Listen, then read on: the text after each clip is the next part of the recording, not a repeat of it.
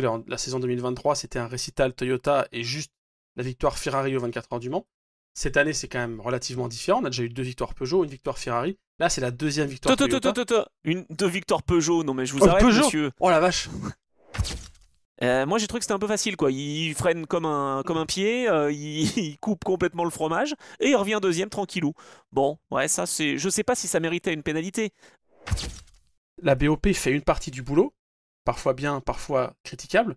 Et par contre, après, il faut exploiter cette base et c'est à toi d'aller chercher un résultat. Travail de pilote, d'ingénieur. Et Je suis d'accord. là, je pense que pour moi, c'est une manche qui montre très bien l'historique de Toyota qui est en endurance depuis 12 ans, quoi. Enfin, c'est tout. Bienvenue au club, bienvenue dans l'Endurance Club, le podcast que j'ai le plaisir d'animer chaque semaine en compagnie du rédacteur en chef d'Endurance Mag, Geoffroy Barre. Salut Geoffroy. Salut Anthony, bonjour à toutes et bonjour à tous. On aime bien ce gimmick et on y est déjà dans ce 24e numéro de notre podcast. Oui, 24 heures du Mans, 24e numéro. Vous l'avez compris évidemment, on va revenir surtout sur les 6 heures d'Interlagos, 5e manche de la saison 2024 du championnat du monde d'endurance de la FIA. Retour en piste donc, après les 24 heures du Mans pour tous les concurrents et c'était un sacré retour. Donc on va tout vous dire, on va vous donner les chiffres, vous le savez, des infos un peu insolites, des statistiques évidemment. Dans l'Endurance Club, c'est ça aussi, c'est votre rendez-vous et on va continuer tout simplement de vous permettre d'encore mieux connaître le monde de l'endurance qui nous fait tous vibrer. Est-ce que tu as vibré, Geoffroy, au Brésil, à Interlagos, pour le retour finalement du championnat du monde? Est-ce que j'ai vibré un petit peu? Ouais, écoute, ce qui est bien, comme tu dis, c'est la première manche après le Mans, donc un mois après les 24 heures du Mans. Et ce qui est cool, c'est qu'on a un circuit qui est totalement nouveau, on va dire, puisque la dernière fois que le WEC s'y était rendu, c'était en 2014, donc on n'a pas vraiment de point de comparaison avec cette époque-là. Donc pas mal de nouveautés, ça nous a donné une course où il s'est pas passé tant de choses que ça, finalement, il n'y a pas eu tant d'événements en piste. Mais par contre, oui, voilà, c'était pas. Voilà, mais par contre, on a une course qui est intéressante sur le plan de sa hiérarchie. On voit que Toyota reprend le lead après les 24 heures du Mans. On voit que Porsche, que je voyais comme grandissime favori des 24 heures du Mans, est toujours là, et c'est toujours avec la même voiture qui sont devant, donc au niveau championnat, ils sont sur des rails. Et puis, et par contre, alors le truc qui a noté quand même, c'est que Ferrari ne participait pas à cette course. Incroyable, ils ont vraiment déclaré forfait. Non, pas du tout, évidemment. Ils ont terminé quoi, 5 et 6. Donc, ouais, c'est sûr que c'était une course un peu anonyme. On y reviendra, on refera évidemment le tour d'horizon par constructeur. Mais c'est vrai que c'est assez spécifique. Cette 499P, on l'a déjà répété, elle a remporté 2 fois le Mans et puis rien du tout. C'est une erreur dans la matrice. Mais bon, après, comme je t'avais dit, moi j'aime bien ça parce que c'est rigolo d'avoir une voiture qui est déjà et qui deviendra mythique plus les années vont passer, parce qu'on va l'associer aux 24 heures du Mans. Elle en a déjà remporté 2, donc voilà, c'est déjà une voiture qui est dans l'histoire. Mais par contre, c'est dingue que son palmarès, pour l'instant, se limite à ça. Alors que, en IMSA et en WEC, on voit qu'il y a des vainqueurs différents. Je l'avais dit en plus, je l'avais call, comme on dit, j'avais pris le pari, des fois je me trompe, mais des fois j'ai raison, j'avais pris le pari que la saison 2024 du WEC serait totalement différente de la saison 2023 en termes de diversité des vainqueurs. Puisque la saison 2023, c'était un récital Toyota et juste la victoire Ferrari aux 24 heures du Mans. Cette année, c'est quand même relativement différent. On a déjà eu 2 victoires Peugeot, une victoire Ferrari. Là, c'est la deuxième victoire Toyota. Deux victoires Peugeot, non mais je vous arrête, Peugeot, monsieur. Oh la vache.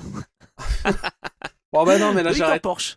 Ah ouais, 2 victoires. Tu vois, j'ai tellement envie que ça arrive en fait que Eh oui. Non, 2 victoires sais. Porsche. Ouais. On aimerait. Donc voilà, il y a plus de variété que l'année précédente. Et là, mais surtout, là où je rebondis, Geoffroy, c'est que c'est 2 victoires Porsche, oui, mais c'est surtout à chaque fois des vainqueurs différents, enfin des voitures différentes. Donc il y a 5 étapes et 5 vainqueurs différents. Voilà, et Ferrari, mis à part Le Mans, ne s'impose pas ailleurs. Donc voilà, ça fait partie du truc. Qu'est-ce que tu préfères? Tu préfères gagner des manches de championnat et même être champion du monde ou gagner les 24 heures du Mans? Pour l'instant, Ferrari, la question, ils font la elle a vite meilleure répondu. Opération. Mais ouais, pour l'instant, Ferrari, ils font la meilleure opération. Ils gagnent 2 années de suite les 24 heures du Mans. Franchement, en termes d'image, d'impact, de notoriété, ça vaut le coup. Après, faut pas oublier que on est dans ce fameux âge d'or de l'endurance dont on parle souvent, de cette ère avec cette grande diversité d'hypercars.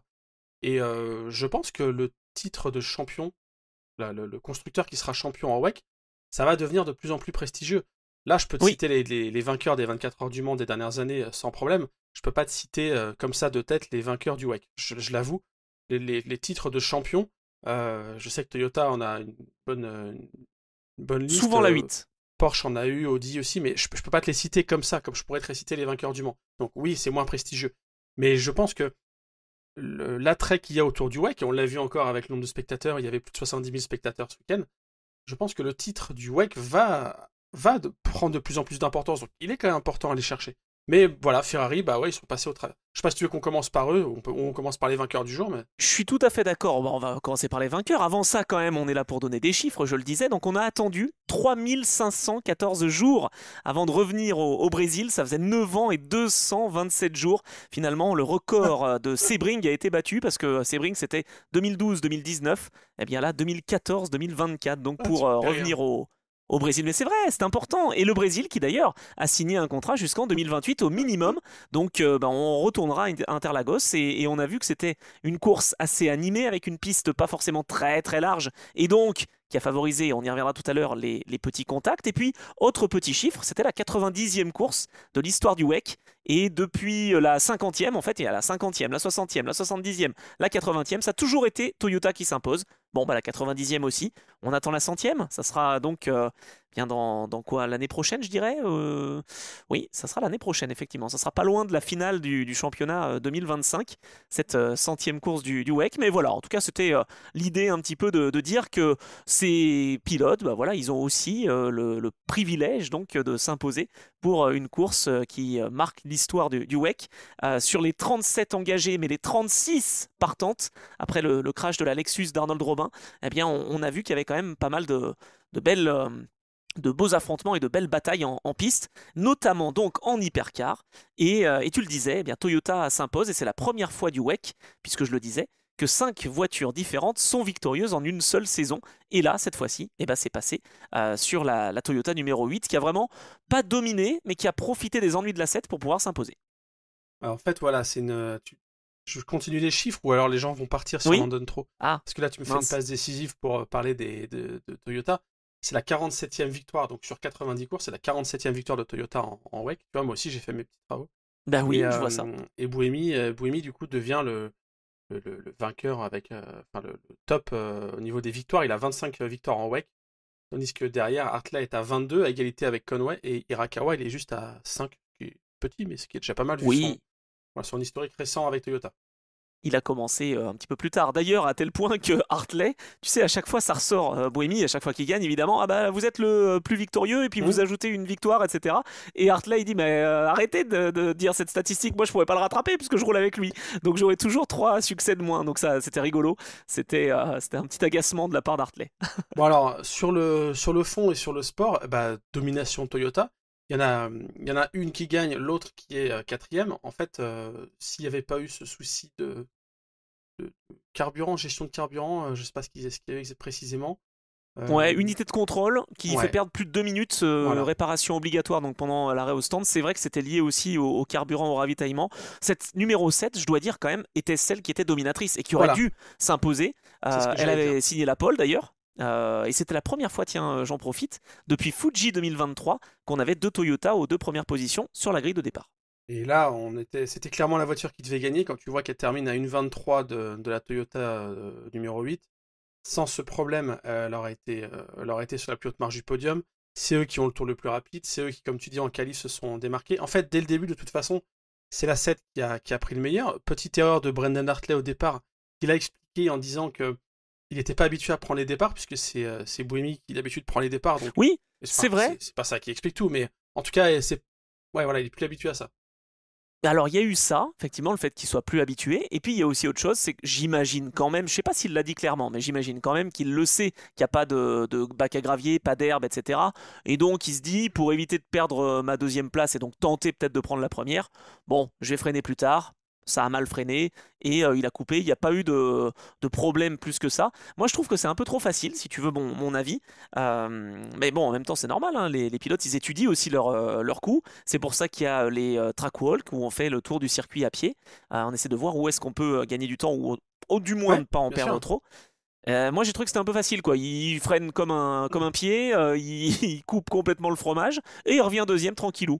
Bon, ouais, ça c'est. Je sais pas si ça méritait une pénalité, mais je suis pas pour les pénalités normalement. Mais là je trouvais que c'était un peu facile quoi. C'est ce qui a été dit. Quand moi j'ai regardé du coup le départ sur l'application du WEC en version D'accord. anglaise et c'est ce qui a été dit par Martin Evan. Il a dit pas mal de bêtises pendant la course, mais là pour le coup il a dit un truc bien. En fait, lui tout de suite il a dit oula, il va y avoir un unsafe rejoin. En gros, il rejoint la piste là de manière un peu cavalière.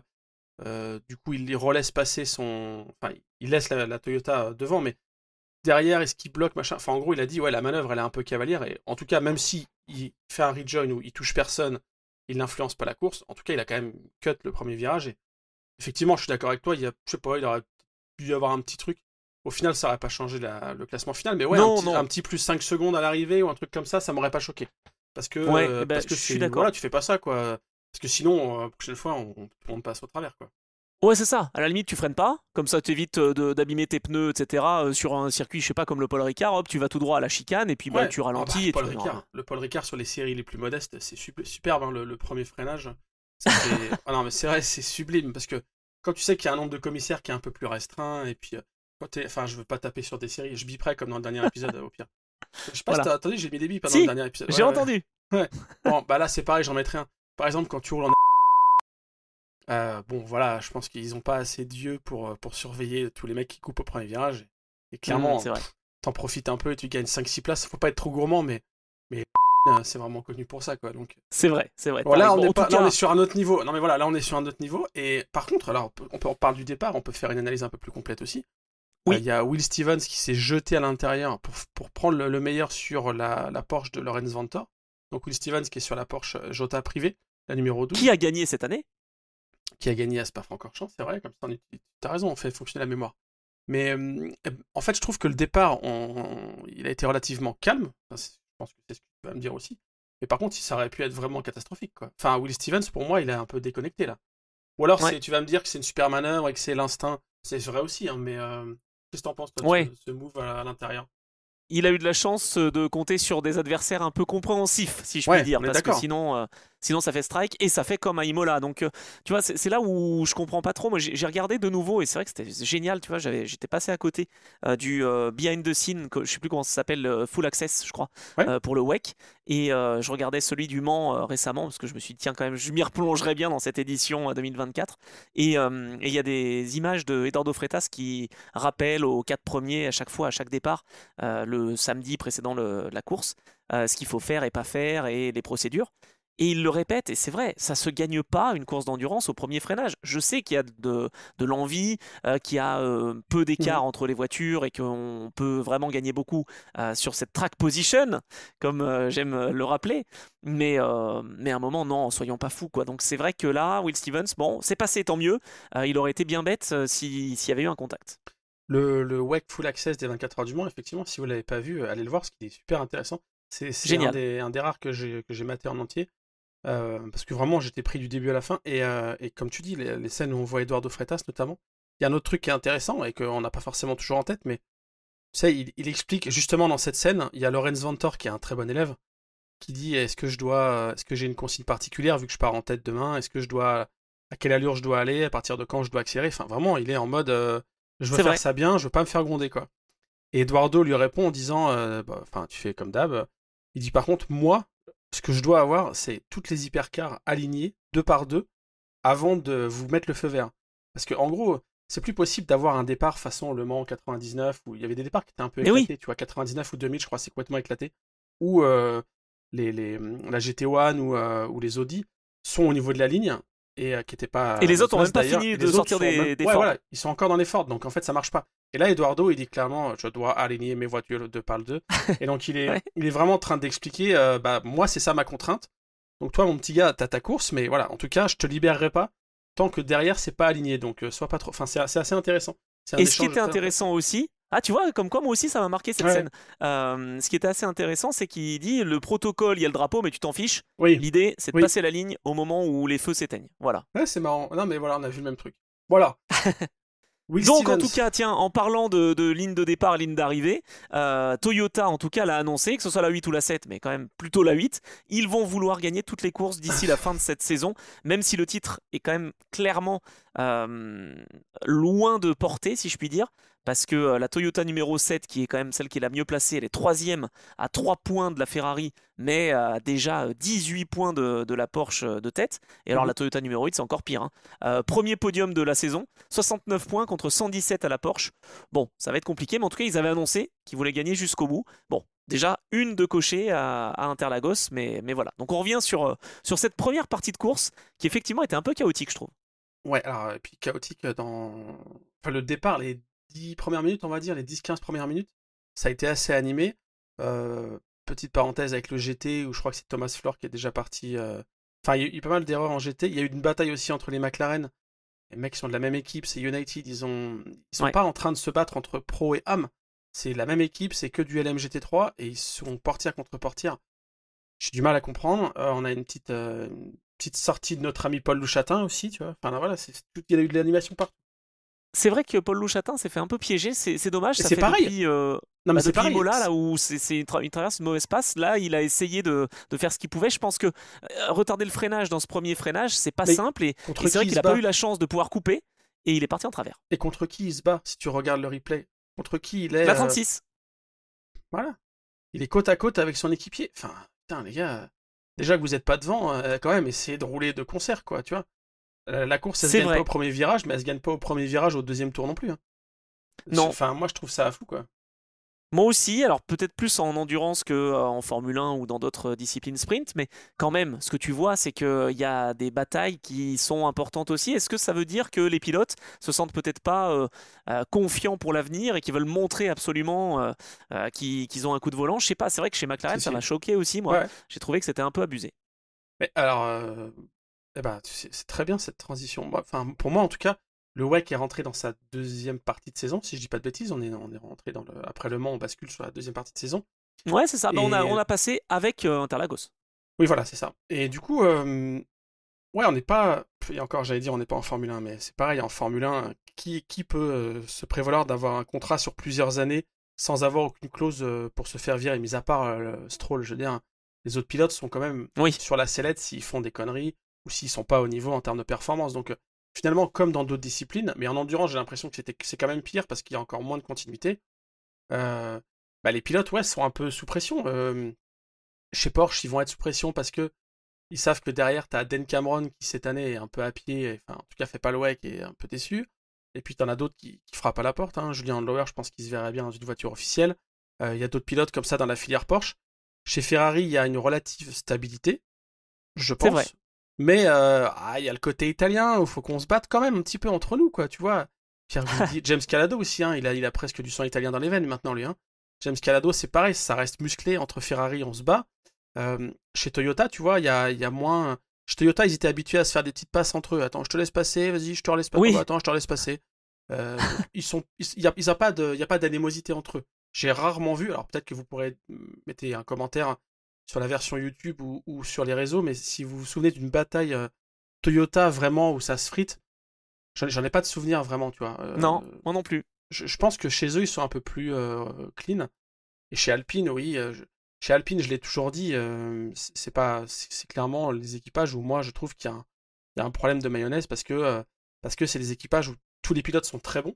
Tu prends les individualités, ils sont tous excellents. Que tu ailles de Nicolas Lapierre qui a un palmarès que très peu de pilotes en endurance peuvent avoir, jusqu'à Mick Schumacher qui a gagné toutes les formules de promotion jusqu'à la Formule 1, en passant par Paul Louchatin, on l'a cité avant, qui est un excellent pilote aussi. Enfin, ils sont tous très bons. Charles Milesi.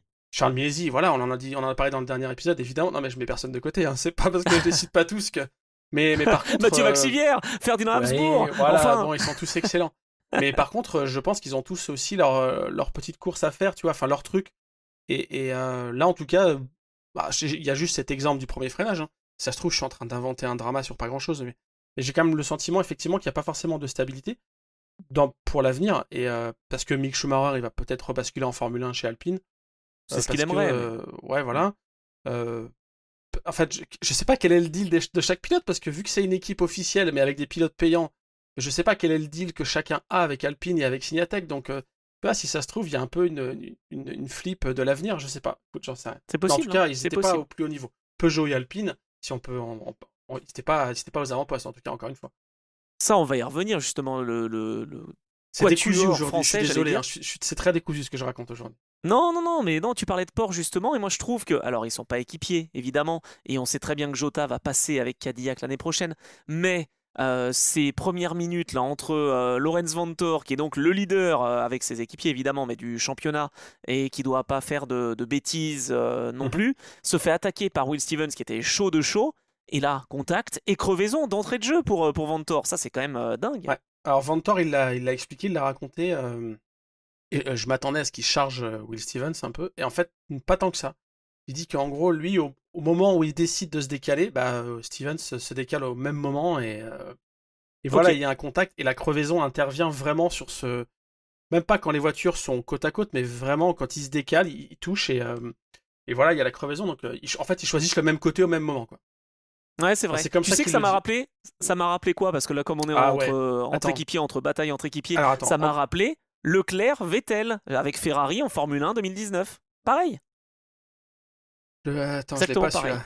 Je l'ai pas Ah bah celui-là. là, c'est quand Vettel s'énerve et qu'il y a une crevaison pour les deux, Ah oui, parce c'est que vrai. Leclerc veut absolument passer, et Ouais. was muss das sein? Voilà ce qu'il dit, je sais pas quoi, Vettel, énervé comme tout, et il a dû abandonner, tu vois. Donc, est-ce que c'est pas ce circuit d'Interlagos finalement Ah qui est bah, propice aux batailles entre équipiers? alors, ah ouais, ah, peut-être il y a un truc là-dessus. Mais en tout cas, Lorenz Vanthoor, pour continuer de parler de lui, il a expliqué que depuis le début de la saison, alors après les pilotes racontent des histoires pour former leur propre légende, mais il raconte que depuis le début de la saison, il n'a pas eu un seul contact avec une seule voiture. Au 24 heures du Mans, il a été clean, il n'a pas touché d'autres voitures, contrairement à son frère par exemple. Et Il lui a dit ça? Non. non, non, non, non, ça c'est moi qui la rajoute. Mais par contre, il dit que là, sur cette manche d'Interlagos, il a eu au moins 4 ou 5 contacts, notamment celui-là avec Will Stevens.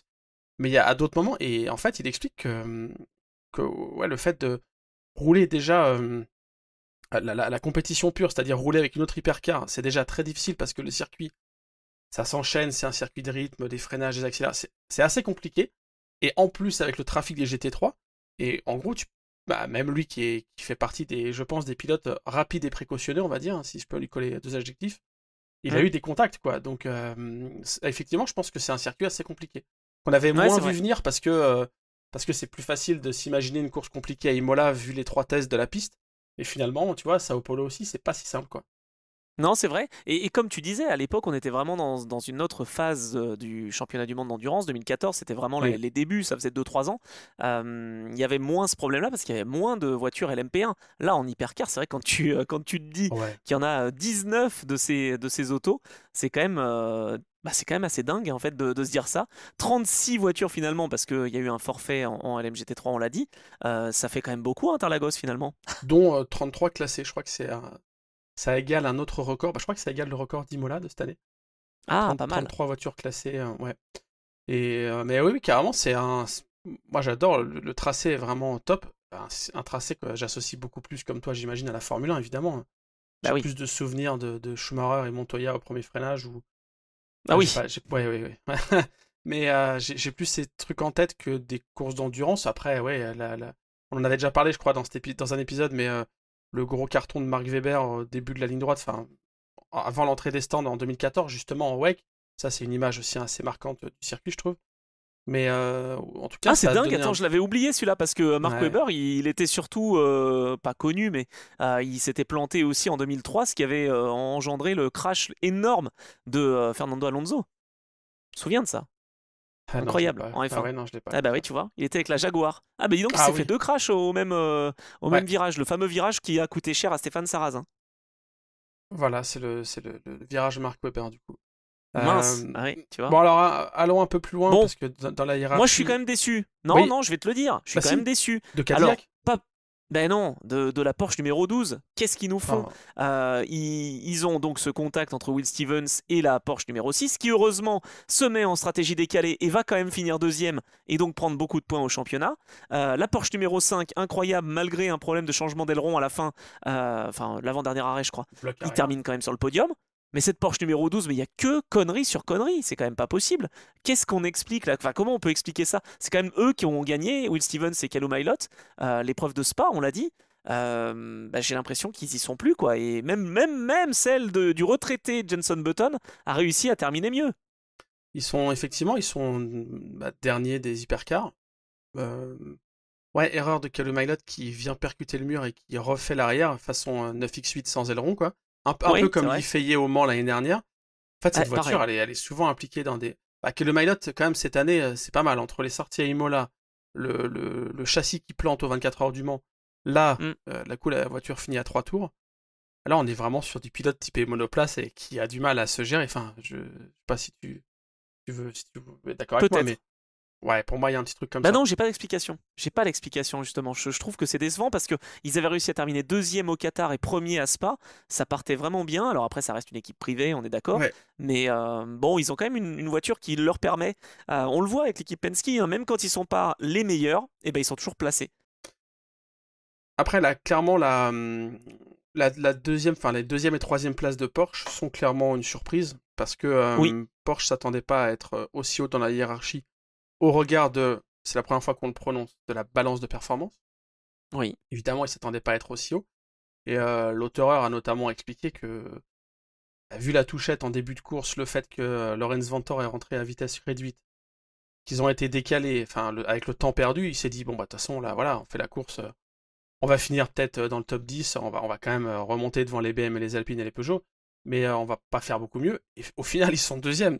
Enfin, c'est incroyable. Est-ce que, tu vois, parce que sur les réseaux, ça tape toujours, comme d'habitude, sur la BOP pour dire, ah voilà, ça y est, le Mans est passé, on a fait un cadeau à Ferrari, et maintenant, on remet Toyota devant. Bah, je suis... Moi, Alors, j'y crois pas. ouais, un peu, mais enfin, moi, ce que je vois surtout, c'est que la Porsche, elle perd énormément de temps, elle arrive quand même à finir là. Les autres constructeurs, on n'en parle pas trop. Je sais pas trop, je sais pas dans le détail comment ils ont été impactés par ce changement de BOP. Mais ce que je vois toujours, et ce que je vous rappelle encore une fois, et pour les nouveaux qui nous écoutent, vous êtes de plus en plus nombreux d'ailleurs, ça nous fait plaisir. Si vous m'avez jamais entendu dire ça, je le répète. La BOP, elle est là pour donner à chaque constructeur les moyens de se battre, mais elle n'est pas là pour égaliser les niveaux. Elle n'est pas là pour faire en sorte que tu mets une Peugeot sur la piste, une Ferrari, une Toyota, peu importe comment elle est conduite, peu importe la stratégie, elle fasse le même résultat. Non, non. La BOP fait une partie du boulot, parfois bien, parfois critiquable. Mais par contre, après, il faut exploiter cette base, et c'est à toi d'aller chercher un résultat. Travail de pilote, d'ingénieur. Et Je suis d'accord. là, je pense que pour moi, c'est une manche qui montre très bien l'historique de Toyota, qui est en endurance depuis 12 ans, quoi. Enfin, c'est tout. C'est vrai que d'ailleurs, première pole position pour Toyota en 2012, et là c'est la 40e pole et on est en 2024, donc tu vois, tu parlais de 12 ans, c'est voilà, en 13 années sportives, j'allais dire, ils ont fait du chemin, mais surtout, ça a été une stratégie capitale en termes de pneumatiques, c'est ce que David Fleury nous Ouais, a confirmé. Ils sont restés avec le seul train pneumatique, ou en tout cas la seule composé. tendreté de pneumatique médium. Tout au long de la course parce que ils ont construit leur week-end dès la première séance d'essai. Ils savaient qu'ils étaient constants. Ils ne se sont pas perdus à prendre des pneus tendres, des pneus médiums, des pneus durs et donc un peu galérés. Ils sont restés, et je crois que c'est une des premières fois quand même où on reste vraiment sur la même gamme de pneus, et donc pneus médiums. Et c'est pour ça, je pense, qu'ils ont gagné. Encore une fois, on l'a dit dans l'épisode de retour du Mans, moi je pense que Toyota a perdu l'épreuve plus Mhm. que Ferrari ne l'a gagné. Donc en fait, on remet pas Toyota en tête. C'est que Toyota, j'ai l'impression que, je sais pas, ils se mettent la rate au courbouillon quand on est au Mans, et c'est depuis des années, ou en tout cas ils ont une malchance. Mais par contre, après, ça déroule, quoi. Quand ils réussissent à mettre tous les ingrédients en place, bah, ça marche. Là, effectivement, pendant la séance d'essai libre où la température de piste était la plus élevée, ils ont basculé sur ce composé médium pour faire un peu une simulation de course, et ils s'en sont tenus à ça. Chez BMW, par exemple, que tu parles de préparation et Hmm. d'exécution, bah, chez BMW, par exemple, sur la 15, ils sont partis en pneus durs alors qu'ils n'ont jamais roulé avec en essai. Je veux dire, qui fait ça, quoi? Ça ressemble pas pourtant à WRT, tu Bah vois, mais ouais. c'est qu'on est peut-être perdu. C'est preuve aussi qu'on est perdu et qu'on sait pas comment la faire fonctionner, cette BM. Après, là, il y avait quand même pas mal d'inconnus, c'est-à-dire que tu as une course de 6 heures qui se finit avec des conditions de lumière quand même plus basses et donc une fraîcheur de piste. Sur un circuit que personne n'a arpenté depuis 10 ans, donc autant dire que tu n'as pas de data, tu as des Ouais. sessions d'essai qui sont relativement courtes, donc il faut rapidement prendre des décisions. Après, voilà, normalement, quand tu as une équipe avec deux voitures, bah, c'est là où tu fais travailler, tu fais le jeu de l'équipe et chacune, par exemple, part en faisant des simulations. Enfin, je sais pas. Écoute, chez Ouais, c'est Porsche, vrai. je sais que la stratégie sur la 6, je sais que la stratégie, ça a été de mettre. Il faut réutiliser les pneus qui sont utilisés en qualification. Mhm. C'est André Lauterer qui a eu le boulot d'utiliser les pneus qui étaient donc déjà un peu usés. Donc Ouais. lui, il a fait le job au milieu. Je crois que c'est Vantore qui a commencé et Estre qui a dû terminer la course. Donc voilà, tu vois, ils ont fait ça. Et il y a eu plein de stratégies. Alors, j'ai pas regardé dans les détails, mais je pense qu'il y a eu enfin, il y a eu des gens en hard, des gens en médium. Il y a eu des voitures en médium et hard, c'est-à-dire qu'on mixe les composés entre essieu avant et essieu arrière. Je sais pas s'ils mixent même entre les gauches et droites, mais c'est un circuit Ça qui est peut. réputé pour dégrader beaucoup les pneumatiques. Et effectivement, bah là, Toyota a fait une stratégie WRT, comme on le dit souvent. Ouais. C'est-à-dire que tu t'en tiens à un truc et tu l'appliques, et normalement, ça va marcher. Bon, après, il serait là, on aurait le résultat inverse, c'est-à-dire qu'on aurait les Toy 5 ou 6 ou même 8, 9 et les Ferrari devant avec des pneus hard, des médiums, ensuite double médium hard, machin, on dirait, bah voilà, Toyota, ils sont nuls, ils ont rien anticipé. C'était un coup C'est de vrai. poker aussi, mais c'est vrai qu'ils ont souvent raison. Faut le reconnaître, bah, à Imola, c'était la plus grande preuve. À Imola, leur autre succès de la saison pour l'instant, c'est que de la stratégie. Et là, pour le coup, il fallait changer les pneus, il fallait pas garder les mêmes. Ouais, complètement. Donc ça, c'est plutôt très intéressant. Donc Toyota montre leur capacité évidemment à être très expérimenté, j'allais dire, ou en tout cas leur expérience. Ouais, BMW donc termine 9e, mais c'était une belle bataille face à Peugeot. C'était pas si mal pour la 93. Alors je parle même pas de la 94 qui est toujours hors du coup. Je sais pas comment ça se fait, mais est-ce qu'il y a un ouais. chat noir? Est-ce qu'il y a un Paul Di Resta qui ne s'est plus avancé? Je ne sais pas. En tout cas, cette Ah, tu Peugeot, charges Paul Di Resta, toi. non, pas du tout. Non, mais alors attends, franchement, Paul Di Resta, non, mais il y est plus, quoi. Je veux dire, mais même en LMP2, en ELMS, tu sais même pas qui roule, quoi. Il est plus là. Je comprends pas. Je dis pas que c'est de sa faute, mais quand même, quand Bah, t'es avec Loïc Duval, avec Stoffel Van Dorn, tu te dis, t'as un super équipage. Bon, hmm. bah là, il termine 16. Alors que la 93, c'est pas si mal que ça. Ça fait 3 fois dans l'année qu'ils sont dans les points, et je pourrais rajouter une 4e fois s'ils n'avaient pas été disqualifiés au Qatar. Donc bon, c'est pas exceptionnel, mais ça reste quand même solide pour la Peugeot 93, je trouve. Mais c'est vrai que t'as raison de le dire, pour moi, c'est le constructeur où il y a le plus d'écart entre les niveaux de pilote. Parce que tu vois, Ouais. j'ai les données du B-Pilar sous les yeux, et effectivement, Paul Di Resta fait partie des plus lents en hypercar. Ah, En tout cas, merci. Tu en vois, tout je cas l'avais des pas vu moins, le. ouais, en tout cas des moins rapides, si on peut le dire comme ça. Ça se tient dans un mouchoir de poche avec Jean-Carl Vernet et avec Bennett qui sont sur l'Isota. Donc, ça remet un peu moins. Le poids entre la voiture et le talent du pilote, vous comprenez que bon, Oui. avec l'Isota, on va peut-être un peu plus charger la voiture que le pilote. Mais effectivement, les pilotes Peugeot, quand elle est bien emmenée, je Eh ben, pense tu que. rigoles. Mais c'est vrai, moi aussi j'ai les Oui, yeux bien sur le sûr. Pilar parce qu'évidemment, on est là pour donner des chiffres. Loïc Duval, il est pareil que Voilà. Nico Muller et que Michael Janssen, hein. Voilà. Non, mais puis c'est pas si mal. Michael Jensen, ils sont dans la deuxième partie. Hein, c'est même plus le midfield. Enfin, si on va dire que c'est le midfield de l'hypercar, mais Hmm. ils sont en bas. Les Peugeot, Alpine, BM, ça se bat dans la même classe. Mais en tout cas, voilà, les temps, les moyennes autour, en tout cas sur un relais, chose étant égale par ailleurs, faut comparer les conditions de piste, à quel moment c'était dans la course, etc. Mais Loïc Duval, par exemple, ça envoie bien. Nico Müller, ça envoie. Ouais, c'est vrai que Paul Di Resta, j'avais pas trop fait gaffe, mais il est un peu décroché. En tout cas, c'est le seul. Enfin, ouais, je sais pas, c'est vrai que la 94, c'est compliqué, hein. Pour moi, c'est assez incroyable. Donc c'est pour ça que je voulais quand même souligner, il y a vraiment un écart, c'est-à-dire qu'il y en a une qui monte toujours dans les points et l'autre qui n'y va jamais. Mais, Donc bon, et chez très BM aussi, hein. compliqué. Chez BM aussi, enfin, pour moi, quand tu regardes là, dans les pilotes qui avaient le moins bon rythme, on va dire, tu retrouves quand même Raffaele Marcello ou Marco Wittmann qui sont pas des manches, quoi. Ah non, pas du tout, ouais. Enfin, Raffaele Marcello, c'est un des mecs les plus fit du paddock, qui a sans doute un des plus beaux palmarès. Bah, on l'associe souvent à Jules Gonon ou à Young Cadella en GT. Il sait comment piloter une voiture, je pense, Marcello. Et Oui, qui se retrouve là, même s'il est dans les mauvaises. En fait, c'est même s'il est au mauvais moment dans la voiture, même s'il a les mauvais pneus ou je sais pas quoi, normalement il est quand même capable de performer. Donc, ouais, il y a un truc aussi chez BM. C'est un peu les deux constructeurs sur lesquels on se pose des questions et je pense qu'on va s'en poser encore longtemps, hein. Sur c'est BM et vrai, c'est Peugeot, vrai. j'arrive pas à capter. Parce que ils ont des trajectoires en plus assez similaires. Peugeot, ça fait donc depuis Monza 2022 que la voiture roule. J'ai fait un article sur Ouais, enduranceMag.fr, je vous invite à aller le lire. Et chez BM, ça roule depuis Daytona 2023, donc ça fait quand même un petit moment aussi que la voiture roule. Et c'est vrai. ouais. Et BM, si ça s'était pas joué sur tapis vert, on le rappelle à chaque fois, mais à Watkins Glen en IMSA, il n'y aurait pas de victoire pour BM. Comme Ouais. Peugeot, malheureusement, n'en a pas non plus. Donc c'est sûr que c'est pas simple. Alors, en parlant d'un autre constructeur français, Alpine. Alpine, un peu juste, j'ai trouvé. Alors, placé, hein, c'est la première fois, si je dis pas de bêtises, oui, que la 36 rentre dans les points. 10e place, donc pour cette Alpine. La 35, j'ai vraiment eu l'impression que, je sais pas, ils étaient vraiment pas dedans cette fois. Ça arrive, hein, c'est dommage, mais ça arrive. 12e pour Paul Loup Chatin, Charles Milesi et Ferdinand Habsbourg, qui faisait son retour donc en WEC, finalement, après son retour en ELMS. D'ailleurs, l'occasion de Oh, il a roulé saluer au Mans. aussi un autre pilote qui était de retour, Mike Conway, qui Il a nous a roulé, fait un. il Ah, a il a roulé fait au un. Mans, Habsbourg.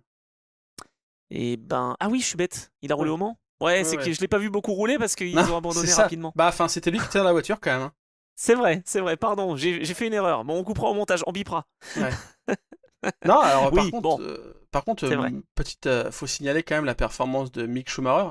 J'ai été assez critique à son encontre. Je me souviens à Bahreïn, il était souvent dehors et je trouvais qu'il avait un peu de mal à s'acclimater à l'endurance. Là, il a fait, niveau performance, oui, ça va. C'est surtout qu'il a fait quasiment 3 heures de roulage sur 6 heures C'est d'épreuve. vrai. Il a fait quasiment la moitié. Donc, grosse performance. Parmi les gros rouleurs, on a Earl Bamber qui a fait 3h43. Faut Alors sortir lui, ça maintenant. s'explique Voilà, ouais. parce qu'ils sont que deux Voilà, dans c'est la ça. Cadillac. Mais Et il d'ailleurs, faut la lâcher le volant. Porsche 99 aussi Voilà. n'avait que deux pilotes avec Nelliani et Jehan Lower. Alors course un peu difficile, on va pas trop s'attarder malheureusement. C'est compliqué, hein. Cette Porsche là, on a l'impression vraiment que chez Proton ils trouvent pas la solution et l'écart se creuse de plus en plus. Mais il y a eu des petites erreurs. On a voulu être un peu optimiste. Même Julian Lower est allé percuter Robert Kubica. Donc bon, voilà, ça peut arriver. Mais oui, donc tous les deux étaient dans la 99 parce que Ticknell roulait en IMSA. Mhm. Et par contre, Mick Schumacher, j'avoue que je n'ai pas compris pourquoi il a roulé tant mieux, hein, mais il se sentait peut-être à l'aise. Peut-être que finalement il a trouvé sa vocation et qu'il va pas retourner en Formule 1. Je sais pas si on peut entre le moment où on enregistre, le moment où je vais faire le montage et on va mettre l'épisode en ligne, il se passe tellement de choses en Formule 1 qu'il peut être confirmé en deuxième pilote alpine. Donc je sais pas. Mais en tout cas là, bonne performance, on va dire. Enchaîner 3 heures de roulage, c'est classe quoi. Ouais, non, c'est vrai. Franchement, ça a été vraiment bien fait. Et donc, ben, huitième position, pas huitième, 10e position, pardon, pour cette Alpine. Bon, t'as parlé de Cadillac, c'est vrai que c'est décevant, mais il y a des explications, non? Il n'y a pas eu un problème mécanique sur cette Cadillac numéro 2? Non, il y a eu le pneu avant droit qui a été mal serré. Alors Ah, il est pas parti en piste, mais en tout cas il y a eu je sais pas comment ils s'en sont enfin le pilote s'en est rendu compte, je crois que c'était Bamber au ouais. volant. Et puis ils ont des capteurs, ils ont des sensors, tout ce qu'il faut pour détecter s'il y a un problème. Donc il a fallu repasser par le stand, l'enlever, le remettre et repartir. Donc ça fait perdre enfin peut-être pas 2 minutes, mais ça fait perdre une bonne minute 30 j'imagine entre entrée, immobilisation, sortie des stands. Donc voilà, ça l'a mis en dehors. Alors qu'au début de course, on voyait que la Cadillac, mais c'est comme au Mans, c'est une redite. On voit que les Cadillacs sont bien en performance pure, notamment sur un tour.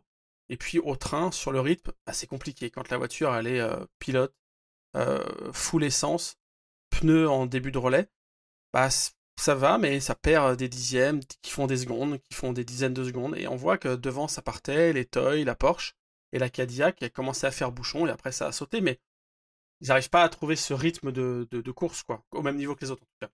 Moi, je m'inquiète quand même de cette Cadillac. Alors, il y a peut-être une explication aussi. C'est comme c'est Chip Ganassi qui exploite ces Cadillacs. Est-ce que il y a la motivation nécessaire, Hmm. sachant qu'ils ne seront plus à l'exploitation l'année prochaine? Je sais pas. C'est très bizarre, mais c'est vraiment, je pense, je dirais, hein, s'il y a une équipe ou en tout cas un constructeur qui me déçoit cette année, c'est vraiment Cadillac. Les autres, si tu veux, voilà, on sait que Lamborghini est dans son apprentissage. On sait que Peugeot, malheureusement, bon, est un peu en difficulté. C'est un peu court depuis quelques mois. Pareil pour Alpine, c'est la première année d'exploitation. Cadillac, je comprends pas. Je les voyais, je te dis, hein, j'ai été déçu de ne pas voir notre Sébastien Bourdet national être au moins sur le podium au Mans, mais vraiment déçu du rythme de ces Cadillacs, quoi. Ouais, je suis comme toi. Après, pour le coup, tu vois, je vois pas trop. Je pense pas que Chip Ganassi soit. C'est pas rancunier, mais que vu que le contrat s'arrête, ils arrêtent de bosser. En tout cas, Non, je enfin. dis pas que c'est fait exprès. Ouais, non, je dis pas que c'est fait exprès, mais Non, il y a mais peut-être au-delà de faire une baisse de exprès, c'est comme motivation. tu dis, la perte de motivation et se dire, ouais, vas-y, c'est bon. Voilà, il reste 4 courses à tirer. Bon, ça sert à rien qu'on fasse trop de développement ou qu'on recherche trop à optimiser la caisse parce que de toute façon, c'est plus notre combat. Je pense pas à ce niveau-là, et pour la réputation de la maison, je pense pas. Mais par contre, la Cadillac, c'est un peu un mal qu'elle a depuis le départ, c'est que tu sens que c'est une caisse où il y a le potentiel, mais il manque toujours un petit truc quand on est en WEC, c'est-à-dire avec quand je dis ça, c'est pas si on roule en IMSA, elle va mieux parce que c'est comme ça. Non, c'est avec la BOP du WEC, on y revient là, on en revient à ça. Avec la BOP du WEC, il manque toujours un petit truc. En IMSA, les Cadillac, ça a déjà gagné des courses, c'est pas un souci. Ah non, c'est sûr, il y a ça aussi, et puis il y a la physionomie des courses. Là, franchement, on va le rappeler, mais ça a été une course fluide, vraiment, sur cette épreuve. Il y a eu 3 full course yellow pour 9 minutes. On a donc roulé 5h52 minutes sous drapeau vert. Donc c'est aussi peut-être ça, en IMSA, il y a des drapeaux jaunes toutes les 5 minutes, ça regroupe le field, et donc forcément, tu peux te relancer. Sur la chauffe des pneus, c'est encore différent. Là, on est sur un travail vraiment... à l'européenne, je dirais, dans le championnat du monde. Non, mais c'est ça. Quand tu perds du temps au début, tu perds du temps, quoi. C'est une course sur le continent américain, bon, certes sud-américain, mais c'est une course sur le continent américain, et c'est celle qui a le plus la physionomie d'une course européenne. C'est paradoxal. Ça se trouve à Austin, on va avoir une course avec 6 heures de drapeau vert. Attendez, de toute façon, rien ne se passe comme prévu en 2024, donc ça se trouve, ça va être ça. Il va pas y avoir un seul crash, pas un safety, rien. Eduardo, il va rien avoir à faire pendant 6 heures, tu vois. En fait. C'est ça. On aime bien quand c'est fluide aussi, voilà, on n'aime pas trop quand il y a trop de coupures, mais d'un autre côté, voilà, l'IMSA étant l'IMSA, le WEC a plutôt une histoire, évidemment, côté européen, donc voilà, on comprend. Moi, je me souviens qu'on avait parlé de l'IMSA, justement, et de la physionomie et de la philosophie. Bon, voilà, je suis client des deux, sachant quand même que le WEC, je trouve que c'est plus la mise en valeur du travail, et que voilà, si on est au rendez-vous, on peut se distinguer. Après, ça s'y prête aussi, je pense. Enfin, le constat que tu fais, c'est parce que, contrairement à ce que j'ai pu entendre sur les commentaires sur l'appli du WEC, où un commentateur disait que, je vais pas le citer parce que sinon je vais être encore en train de biper. Tu bipes. Mais a quand même dit que... c'est pas grave, je bip. Il a dit que parce qu'en plus je l'adore, mais il a dit que le circuit ressemblait à un circuit américain. Et pour le coup, je me suis dit, je trouve pas. En fait, moi, j'ai un peu un sentiment qu'Interlagos, justement, il y a un côté un peu européen, dans le sens où il y a beaucoup de dégagement. Alors peut-être américain par le style, je vois ce qu'il veut dire, par le style, par les enchaînements, par les dénivellations. Ouais, exactement. Et puis il y a un côté un peu spectacle. On fait pas des circuits comme ça en Europe, ça c'est clair. Mais par contre, je trouve que sur les aménagements, sur les infrastructures, pour moi ça fait très typé européen, tu vois. Et donc ça explique peut-être un peu ces conditions de piste avec 5h52 de drapeau vert, je sais pas. C'est large, quoi. Possible. La piste est large, il y a peu d'endroits où tu peux vraiment éclater une caisse, quoi. Ouais, pas partout sur la largeur de piste, mais par contre, tu as des runoffs, donc c'est vrai que tu peux t'en sortir comme ça. On l'a bien vu d'ailleurs avec Brandon Hartley, on l'a dit au départ. Bon, Ferrari, course un peu discrète, un des constructeurs italiens, je dirais, parce que Lamborghini, apprentissage, mais apprentissage un peu à la dure, je dirais, au Brésil, sans avoir trop d'infos ni rien. On se retrouve avec cette voiture qui termine 17ème, avec Bortolotti, Kvyat et Mortara. Pour Isota Fraschini, il y a un peu de changement d'ailleurs avec Claudio Bero qui a été remplacé, et je sais pas quel impact ça aura. Abandon d'ailleurs, un des rares abandons pour Isota, ils n'étaient pas souvent tombés en panne, et là c'est un capteur qui a mis en rade le système de fuel, un petit peu comme Toyota j'ai l'impression. Ouais, alors qu'il y a eu un bon début de course. Isota c'est le programme le plus modeste, on l'a déjà dit, et voilà, c'est dommage, problème capteur, donc officiellement c'est problème moteur, mais oui, capteur, donc c'est dommage de ne pas les voir aller au bout. Pour Lamborghini, je pense que l'année prochaine, ce qui se dit, enfin ça a été confirmé, mais avec Lamborghini, entre ce qui se dit et ce qui se fait vraiment, il faut toujours attendre un peu. En tout cas, il y a une vraie volonté d'avoir 2 voitures l'année prochaine en WEC, parce que eux, leur vision, ça a toujours été de splitter les programmes et de faire à l'ancienne avec une voiture en IMSA, une voiture en WEC. Ce que fait Peugeot, décidément, ce que fait Porsche avec 2 voitures en IMSA et 2 voitures en WEC. Mais Lamborghini, c'est pas Porsche, ils ont des moyens un peu plus limités. Donc ils voulaient faire cette dualité de programme avec une voiture dans chaque championnat. C'est pas idiot du tout, et ça permet aussi de maximiser l'exposition de la voiture, de l'engager dans 2 championnats, de faire plein d'opérations, de communication, et voilà, c'est très intéressant. Mais le règlement du WEC pour l'année prochaine impose qu'il y ait 2 voitures par constructeur, donc ils sont obligés de monter à 2 voitures s'ils veulent continuer. Bon, vu que c'est la première année et qu'ils ont déjà financé tout le programme, je pense qu'ils ont envie de continuer. Donc pour l'instant, c'est pas clair si le programme à 2 voitures en WEC fait sauter le programme en IMSA, ou s'ils font 2 voitures en WEC et qu'ils gardent une seule en IMSA. y a déjà 3 châssis d'assemblée, hein, donc c'est pas une question de châssis, c'est plus une question de moyens. Mais je pense qu'en tout cas, l'année prochaine, le fait d'avoir 2 voitures va les aider à progresser beaucoup plus vite. On le voit, on l'a vu au Mans, quand il a fallu mettre des pneus pluie ou pas, ou communiquer. Enfin, c'est vraiment très important d'avoir cette notion de famille et d'équipe et d'échange d'informations. Et je pense que Lamborghini, je dis malheureusement, mais encore une fois, c'est un constructeur plus modeste que les autres. Cette année, ils prennent pas autant de data que certains, donc ils sont un peu plus derrière, mais elle est à l'arrivée, et voilà, c'est une voiture fiable maintenant, il faut qu'elle aille vite. Ouais, j'allais dire, hein, ils finissent les courses, c'est important. Ouais. Et puis bon, Ferrari, on l'a dit, voilà, 5 et 6. La 83 qui a été à la fois victime d'un contact et coupable sur un autre. Donc ça a été une course un peu compliquée, quelques pénalités. Bon, pas grand-chose à dire sur Ferrari ce week-end. Par contre, grand-chose à dire en LMGT3 sur Porsche, encore une fois. Porsche qui fait 2 et 3 en hypercar et qui décroche un 4e succès en 5 manches pour cette fois encore la montée Pure Racing, mais la 92. Donc il y a 2 victoires de la 92, 2 victoires de la 91. Bon, en LMGT3, on est pas mal chez Porsche. C'est une saison, ouais, il domine de manière incroyable.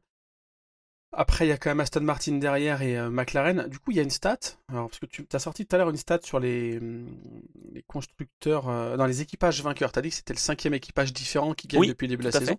Et ben, en LMGT3, il y a une stat. C'est, alors grâce à cette course, donc avec le podium, comme tu dis, Porsche devant Aston Martin et devant McLaren, ça fait maintenant 5 constructeurs différents qui sont montés sur le podium cette année en WEC, en LMGT3. Et donc c'est autant que depuis toute l'histoire du WEC en LMGTE. Il n'y a jamais eu plus que 5 marques différentes qui ont fait un podium en LMGTE en WEC. Ouais, c'est énorme. C'est vrai qu'il y a eu Porsche évidemment, parce qu'ils ont déjà 4 victoires. Ferrari, j'imagine, un petit peu.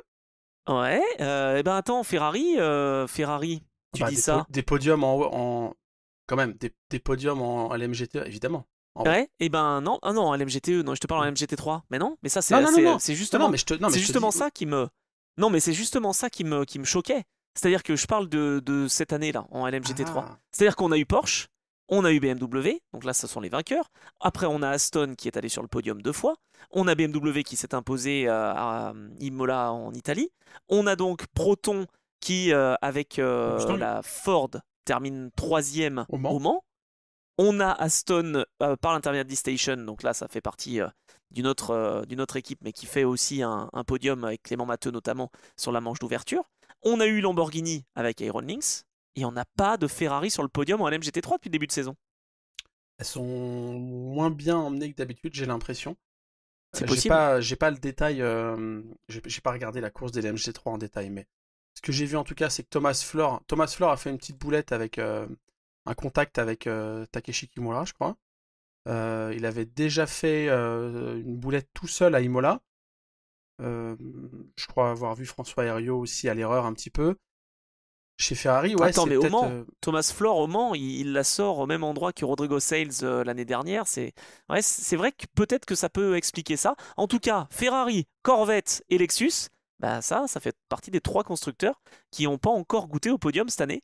Bon, bah va falloir se presser parce qu'il reste plus que 3 courses. Hein. Alors, il y a eu une belle bataille, on va en parler j'imagine avec la 46, donc il y a eu Maxime Martin face à je ne sais plus, ça devait être Esteban Masson. Esteban Masson, exactement. Et puis après on a eu le retour avec Rossi contre José María Lopez. Incroyable. Alors incroyable. Et attends, très belle Rossi manœuvre. a dépassé José María Lopez quand même. Ah mais non mais carrément, non mais c'est ce que j'allais dire, puisque le dernier épisode qu'on a fait, on avait titré comme quoi Rossi était pas au niveau. Voilà, là il y a rien à dire. Moi je pense que les 24 heures de Spa l'ont vraiment fait réfléchir. Ouais, je crois.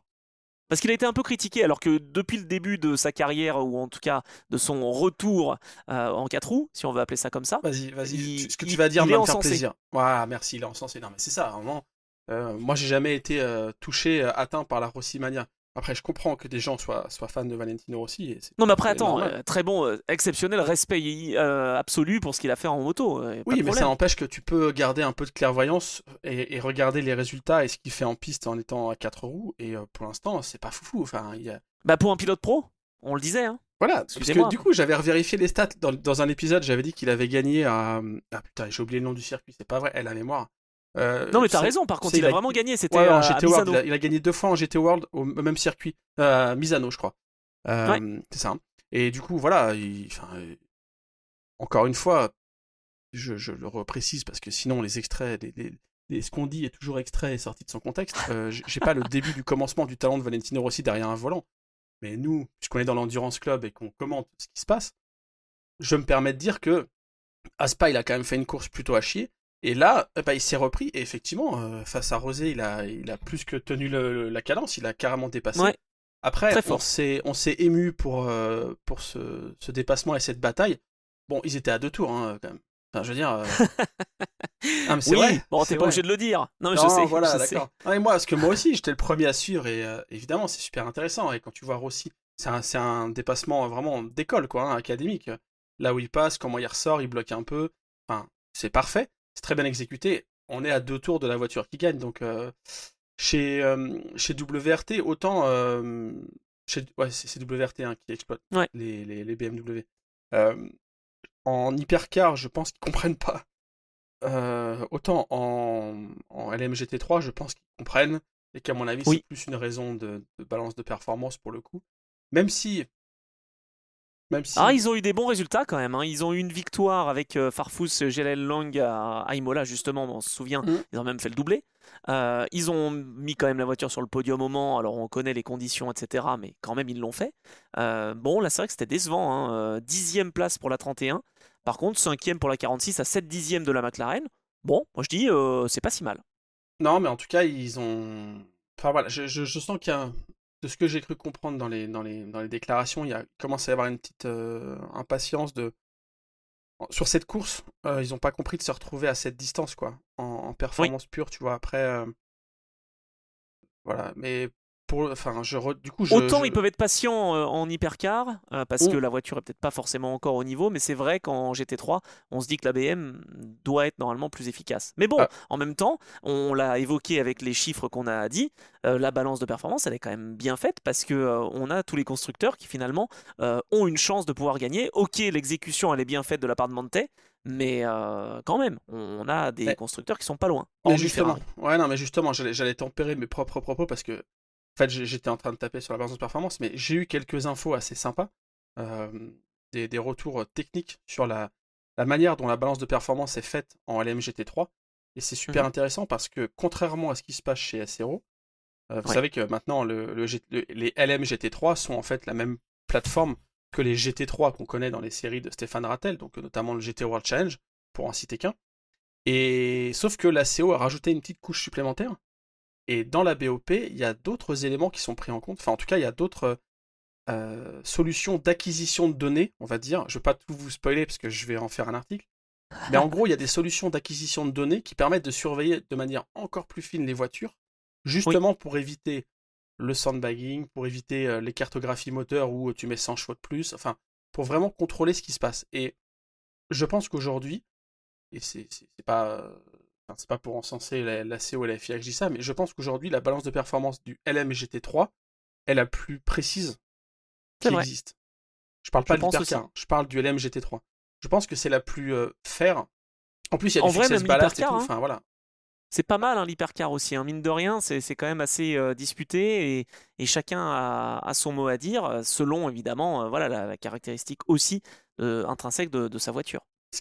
Ouais, bien sûr. Ce qui est compliqué avec les hypercars, c'est que c'est des voitures tellement plus développées technologiquement et qui sont tous aussi à une maturité différente. Entre la Toyota GR010 hybride, je commence déjà à en avoir marre de la croiser. Non, je rigole, mais ça fait déjà plusieurs saisons qu'on la connaît. Tu la compares à une Lamborghini qui est toute neuve. C'est très compliqué d'équilibrer des voitures qui sont très différentes, qui ont des philosophies différentes. En GT, certes, c'est pareil, hein, on a des variétés de moteurs, mais j'ai l'impression que le travail est un peu plus simplifié, notamment par l'absence d'hybride. Et donc voilà, en LMGT3, sincèrement, je pense que le travail qui est fait permet de vraiment avoir un truc assez équilibré, et moins une loterie. Tu sais, il y a quelques années, on en plaisantait. Quand tu suivais les 24 heures de Spa-Francorchamps, quand tu suivais une manche de Blancpain en Series, tu disais ah bah cette année c'est la course, cette année c'est l'édition Audi quoi. Bah oui c'est sûr, on le savait à l'avance quoi. Là il y a quand même pas du tout ça. Donc quand tu peux pas définir le vainqueur à l'avance, et même aux 24 heures du Mans, hein, moi je me suis planté copieusement en pensant que c'est Porsche qui allait gagner, et on a fait des pronostics ceux avec qui, les gens avec Nul. qui on travaille, les gens avec qui je travaillais pendant la semaine, il y a eu beaucoup de pronostics. Sincèrement, il n'y a pas beaucoup de gens qui avaient mis la voiture victorieuse, donc tu vois, c'est facile après, quand tu vois un résultat, d'incriminer la BOP, mais finalement, je pense qu'elle n'est pas si tant responsable que ça des Non, on est résultats. d'accord. Par contre, on voit que McLaren, justement, qui s'est battu face à BMW, place ses deux voitures en 3 et 4e position. Franchement, beau travail de Mhm. la part de United Autosport, même si, on l'a dit en début de ce podcast, c'était un peu chaud en début de course. Mais voilà, moi je trouvais que c'était intéressant. Des nouvelles aussi de Arnold Robin, hein. On parlait de Lexus, alors un petit peu loin, c'est Lexus RCF GT3. Mais Arnold va bien. Il a été victime d'un problème mécanique en fait, hein, pendant la séance d'essai libre numéro 1. Donc les piles de pneus fortement endommagées, les rails de sécurité aussi, la voiture détruite, défaillance au niveau du système de freinage. Ok. Et heureusement, donc après un check-up, après un petit passage quand même à l'hôpital, hein, mine de rien, il a été présent pour soutenir son équipe. Et donc il va bien. A priori, Arnold va bien, donc il se plaignait un peu du dos, on était inquiet. Et, euh, et voilà, donc il nous a fait peur. Et puis donc, bah, Lexus va essayer de travailler encore. Alors c'est pour ça, hein, depuis le début de saison, il progressait. Là, je dirais que c'est un petit coup de moins bien quand même pour Lexus, parce qu'au Mans, il s'était montré et ça avait été très Mhm. fort. Et puis sinon, bah, autre constructeur qu'on n'a pas vraiment vu, bah, Lamborghini, avec les Iron Dames. Quelle déception! On les a pas vus, je dis, si, on les a vus pendant les On deux les a premières vus, ouais. heures. Ouais. Si, Et on Sarah les a vus Bovy, aussi en qualif. Eh oui, voilà, voilà. avec la 5e pole pour Sarah Bovy en WEC, elle a fait des poles, tout simplement, c'est simple, avec tous les constructeurs avec lesquels elle a roulé. Elle a fait 2 poles avec Ferrari, 2 poles avec Lambo et 3 avec Porsche. Donc elle est solide. Et malheureusement, eh ben, Michelle Gatting a été contrainte à l'abandon. Elle était tellement frustrée. Une semaine, elle gagne à Imola. Et puis la semaine d'après, elle se battait pour le podium ici au Brésil. Et ça l'a pas fait. Alors, tu sais précisément ce qu'il y a eu comme problème ou pas?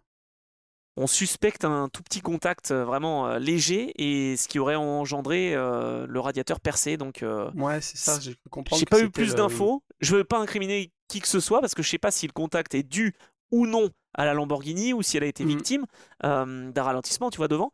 Mais en tout cas, Michel Gatting était tellement, tellement déçu. C'est sûr, hein, elle qui avait résisté à Valentin Asclo, qui avait tout fait pour la dépasser à Imola. Bon, ben, depuis le début de saison, elles avaient terminé toutes leurs courses en WEC, hein, les Iron Dames d'ailleurs. Et Mhm. là, bah, cette année, ça va pas fort. Deuxième abandon après celui d'Imola en WEC, j'entends. Non, après, ouais, donc elle disait que c'est une pièce vraiment. Enfin, c'est plus une pompe ou un coude ou un tube. Enfin, c'est un espèce de raccord, en fait, qui Hmm. a cédé et qui aurait probablement cédé au moment où. Puisque si vous avez vu les images, si vous avez vu la course, en fait, elle perd du liquide, Oui. qui est donc probablement l'eau qui est présente dans le radiateur, mais en fait, elle le perd au moment où elle s'immobilise. Et donc, elle, ce qu'elle pense, c'est que cette pièce-là est partie. Quand elle arrive et qu'elle s'immobilise, elle freine. Et donc, c'est ça qui aurait fait sauter tu vois, le coude ou Ah, le. Ouais, en fait, c'est vraiment au moment où elle s'arrête. Parce que la voiture s'arrête, les mécanos sortent pour pour l'installer. ok, Enfin, je sais pas si ok. t'es déjà au volant et faire un changement de pneumatique. Et on voit Hmm. que le liquide commence à se répandre autour. Donc, elle a pas eu de. Je pense pas en tout cas qu'il y ait eu de fuite avant, mais c'est vraiment là où tout est sorti d'un coup. Elle pense que c'est le freinage qui a déclenché le bris de la pièce. Ok, Qui a une pièce à ouais, un possible. euro, quoi. Tu vois, un petit raccord. Ouais, c'est bon. C'est souvent ça, hein, de toute façon. En tout cas, je Ouais. voulais aussi souligner que Sarah Bovy a été encensée par Alex Malikin. Ça, c'est assez intéressant. Malikin qui donc bah, a gagné avec ses équipiers, hein, Barler et Sturm. Mhm. Il a dit que le début de course et le rythme de Sarah Bovy était vraiment top au début. Et le comportement en piste était très agréable et c'est vraiment sympa de se battre face à une pilote comme Sarah Bovy. Entre, Voilà ce qu'il a déclaré. entre pilotes pardon, bronze, ils se font des compliments. Ah, Sarah Bovy, par contre, bah, si tu vas aller là-dessus aussi. Aïe! Non. Non, non, non. Comment tour le plus rapide en course et en qualif. C'est Ah la oui, seule à faire ça. j'allais dire on bipera. Non, non, Non, on elle a bipera pas. une 34 413 en qualif, hein, je crois. Et en course, elle Oui. est à une 35 777. En hypercar, c'est pas le même pilote. C'est Kobayashi qui fait le meilleur tour en qualif et c'est Conway qui fait le meilleur tour en course. Donc Sarah Bovy, elle a le meilleur tour dans les deux. C'est quand même C'est plutôt classe. dingue. Ouais. Et attends, et Conway, tiens, pour rebondir là-dessus, pas qu'un peu, hein, une demi-seconde de mieux que le plus proche de lui. Et pour le LMGT3, alors je sais pas comment ça peut s'expliquer, mais c'est vrai que Sarah Bovy est la Bah, pilote bronze qui, avec Alexander Malikin, hein, cela dit, se retrouve vraiment au milieu des pilotes silver, des pilotes platinum. Bon, Oh tiens, il n'y aurait pas un souci de catégorisation FIA? Non, arrêtez, monsieur. Non, bah non, sinon, non. Bah, c'est-à-dire que Sarah Bovie est plus rapide que Valentino Rossi. On dit ça, on dit rien. Par contre, il est pas mal, il est assez haut quand même dans la C'est hiérarchie. vrai. Non, pour un C'est pilote vrai. officiel, il n'est pas tant, mais non, mais ouais, en tout cas, bonne performance. Après, Raël Frey n'est pas si loin, et Michel Gatting, je vois pas où elle est. Elle a pas beaucoup pu rouler, hein, Mitchell Gatting, hein, je crois. Eh ben, elle a même pas roulé du coup. Bah oui, parce qu'elle a été installée au volant au moment où l'accident, enfin la fuite a eu lieu, donc elle a pas roulé en fait, c'est ça le truc. Oui. Ah, elle devait faire les 2 dernières heures. Ok, Et c'est ouais. pour ça. Donc c'est ça. Donc Raël Frey est pas si loin en rythme de Sarah Bovy. Après, Michel Gatting aurait sans doute fait mieux, Hmm. peut-être pas sur un tour, mais en tout cas en rythme de course, En tout probablement. cas, ça veut dire que cette Lambo, bah, elle est efficace, hein. Et puis surtout, moi, ce que je souligne à chaque fois, mais c'est vrai que ces Iron Dames, elles s'adaptent parfaitement. C'est-à-dire qu'il y a une Porsche en European Le Mans Series et une Lamborghini, que ça soit aux États-Unis ou en WEC. Bon, Ça doit pas être bah, simple, hein. franchement, Ça ouais, doit pas non, être ça doit simple pas de être changer simple. de voiture comme ça. Ouais, non, franchement. Avant, elle faisait le switch entre la saison où elles étaient en GT World et en WEC, où elle faisait le switch entre GT1 et GT3. Mais là, Oui. c'est au sein même du GT3, c'est changer de voiture. C'est pas simple, mais bon. Écoute, pour l'instant, enfin, ça va, les résultats suivent entre les résultats. Il pourrait être mieux, mais comme on le fait nous dans l'Endurance Club, si on regarde au-delà, là tu vois un abandon, tu te dis ok, elles sont nulle part. Bon, quand tu regardes à Imola, il y a une victoire. Là, il y a quand même le meilleur tour en course, la pole position, un super début de course de Sarah Bovy. Si tu vas creuser dans les données au niveau sportif, l'Iron Dame cette année, elle fait une année plutôt riche. Ouais, c'est vrai. Franchement, Pas non, assez c'est solide. récompensée. Non, non, bah voilà, après ça, on peut pas tout gagner non plus, mais elles sont bien suivies en tout cas, et ça a été une belle course jusqu'à ce problème-là. Donc bravo à Porsche, en tout cas en LMGT3 et l'équipe Monte Racing. Bravo aussi à l'équipe d'ailleurs Aston Martin Heart of Racing, hein, parce que malgré un drive-through, il termine quand même tout proche de cette victoire. Donc moi je trouve une belle course. Donc prochain rendez-vous, ça sera à Austin, donc début septembre. Et on espère que la lutte soit au rendez-vous, voilà, comme on a l'habitude d'en parler. Avant ça, il y aura une course de LMS, hein, évidemment. Donc, bah voilà, les voyants sont au vert, j'allais dire. Il va y avoir maintenant un petit peu de pause et quelques semaines de vacances pour certains pilotes, même la majorité d'ailleurs, parce que je suis pas sûr qu'il y ait beaucoup de courses. Peut-être ceux qui roulent en IMSA, à la limite. Peut-être il y a un peu d'IMSA, parce que oui, effectivement, ELMS c'est un peu plus tard. Le WEC, tu viens de le dire, ouais, tout reprend plutôt fin août, début septembre, quoi. Ouais, donc voilà, une petite pause. Bon, bah, en tout cas, c'était une édition donc des 6 heures d'Interlagos qui était assez intéressante et sous drapeau vert. Voilà, il faut le souligner. On pourrait peut-être passer à C'est quoi ton actu? Parce qu'on est déjà dans les cordes, j'allais dire. Bah, les On a vacances, hein. dépassé, on est hors limite, on est track limite là. C'est les vacances, là, donc... Comment ça, c'est les vacances? Non, moi, j'ai peut-être... j'ai un truc, normalement, qui va arriver sur Auto2, j'en ai déjà parlé la semaine dernière, donc tu sais, je vais le traîner un petit peu longtemps. Non, mais Ouais, j'ai c'est un, bien. j'ai j'ai un truc, justement, sur Aston Martin et sur ces fameuses informations à propos de la balance de performance des Ah, pas LMGT3, mal. comment c'est fait. Donc Ok. voilà, normalement ça va arriver. Si c'est pas là, ça sera dans les semaines qui viennent. C'est pas un article chaud, brûlant au niveau actualité. Mais voilà, j'ai ça. Et puis écoute, j'avance aussi sur mon projet en sous-marin dont je t'avais fait la primeur pendant un épisode où je t'ai dit que Oui. j'allais lancer un autre podcast. Bon, alors, c'est peut-être Ah, pas si simple que ça. Mais il a coulé le sous-marin? Qu'est-ce qui s'est passé? ouais, on va voir, c'est pas sûr. Mais en tout cas, ce qui est quasiment certain maintenant à 90%, c'est que je vais aller faire un tour aux 10 000 tours du Castellet. Alors tu vois, Ah, mon actu, c'est dans un mois et demi, hein. Mais bon, ouais, c'est ça. bah, ça se prépare, vous savez, je suis prévoyant, moi, monsieur. Non, je vais aller faire un Bien tour sûr. aux 10 000 tours du Castellet. Donc voilà, ça oriente un peu déjà le podcast pour ceux qui cherchent des infos. Ça sera Je ne plutôt sais sur le même monde de la pas compétition historique, quoi. quand est-ce que se déroulent Oh, ça les... doit être 29 ou 30 août, 1er septembre, un truc comme ça. Et c'est marrant D'accord, parce que ok. j'y étais, monsieur, j'y étais en Oui. 2010 pour la toute première édition des 10 000 tours du Castellet, donc ça sera un peu un retour. J'en ai pas fait depuis. Donc ça sera un retour de l'enfant prodigue 14 ans après. Donc voilà, Ah, je c'est beau. suis en train de préparer ça puisque c'est dans cette thématique-là que je vais lancer mon projet.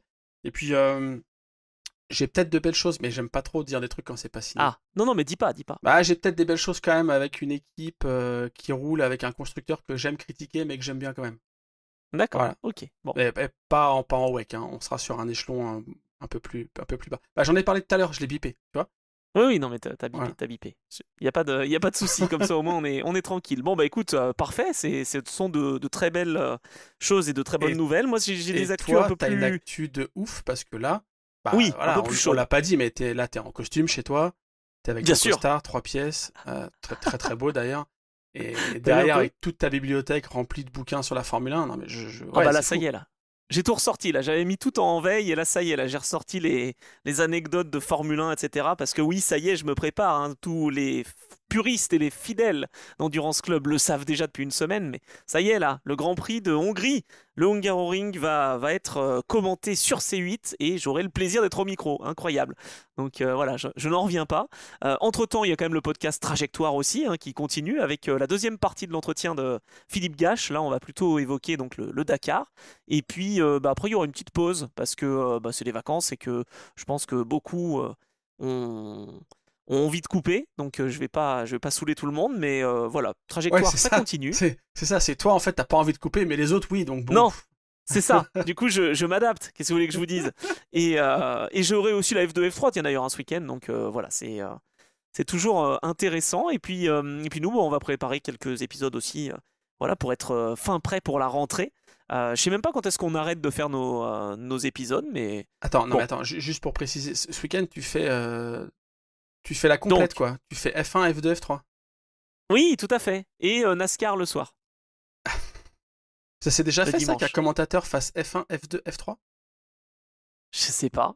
J'ai jamais réfléchi à ça. Non, je Parce crois pas. que la F1 en France, enfin je pense que Julien Febvre et ses acolytes n'ont jamais fait F1, F2, F3 le même week-end, donc depuis plus de 10 ans en tout cas, c'est sûr que non. Ouais. Et Et puis avant, sur TF1, Adrien il n'y Pavio avait pas sur de F2, TF1. F3. Ouais, voilà, donc tu vas être dans les livres d'histoire. On peut peut-être faire un truc, hein, Ça y fêter est. ça. Ouais, je peux communiquer là-dessus. Le seul homme qui aura commenté les trois disciplines. Non, je sais pas. Mais en tout cas, je suis ravi. Franchement, déjà content de retrouver la F2, F3. Et bah, content aussi, finalement, de pouvoir faire la F1. Donc voilà. Et puis trajectoire, bah, de plus en plus de beaux retours, de belles rencontres. Donc bah, comme l'Endurance Club, n'hésitez pas à commenter, à aller noter, etc. Donc voilà, on vous encourage vivement à le faire. Vous le faites d'ailleurs, hein, parce que l'Endurance Club est de plus en plus écouté, tu l'as dit tout à l'heure, mais ça Ouais. nous fait vraiment plaisir les retours qu'on a. Donc on espère partager avec vous encore notre belle passion. Et donc bah, on va se retrouver la semaine prochaine. J'annonce, je ne sais même pas ce qu'on va mettre comme épisode la semaine prochaine, mais je suis sûr qu'on n'arrêtera pas avant ce mois d'août, cher Geoffroy. Ah oui, oui, on va. Non, mais clairement, on vous accompagne jusqu'à la fin du mois de juillet.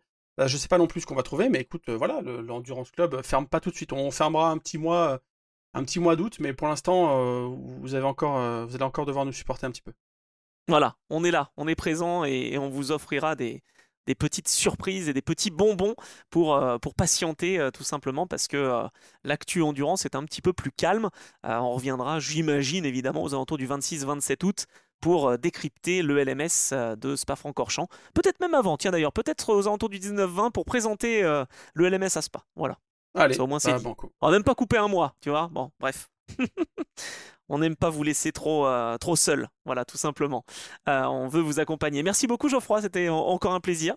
Eh bah écoute, merci à toi et puis merci à vous de nous suivre. N'hésitez pas, comme tu l'as dit, tu l'as rappelé, à liker, à partager, à commenter sur les réseaux sociaux, ça nous aide beaucoup. Et à faire connaître cet épisode. On est présent sur Deezer, YouTube, Spotify, Apple Podcast, tout ce que vous voulez. Donc voilà, la meilleure arme que vous avez, c'est pour nous faire connaître, c'est de partager, vous envoyez un lien à un pote, à quelqu'un que vous connaissez qui aime bien l'endurance ou qui veut apprendre l'endurance. Et nous, ça nous aide Oui, beaucoup. Ouais.